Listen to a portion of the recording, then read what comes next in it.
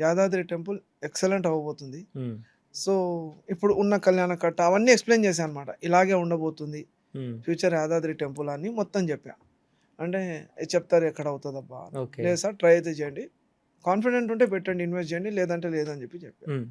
అంత కంప్లీట్‌గా కాన్ఫిడెన్స్ వచ్చిన తర్వాత ఇద్దరు పక్కకి సైట్ సెలెక్ట్ చేసుకున్నారు. ఓకే. ప్లాట్స్ థింక్ హార్డ్‌లీ 120 ఒకాయన 120 ఒకాయన 157 ఏదో సెలెక్ట్ చేసుకున్నారు ఓకే. ప్లాట్స్. హ్మ్. సరే రైట్ అని చెప్పి అంటే ఇద్దరు మాట్లాడిన తర్వాత సరే రైట్ సార్ మరి ఓకేనా మీకు అంటే బాగుంది మాకు వెంచర్ బాగా నచ్చింది అని చెప్పి తీసుకొనెళ్ళి వివరాలో కూర్చున్నాం. ఓకే. అక్కడ బడ్జెట్ కన్సర్న్ వచ్చిందనమాట. హ్మ్. నెగోషియేషన్స్ అవన్నీ వచ్చింది.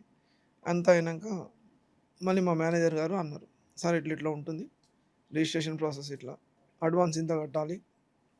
కంప్లీట్‌గా ఎక్స్‌ప్లెయిన్ చేశారాయన. ఎందుకంటే నేను కొంచెం వరకు చెప్పగలిగినా కాబట్టి.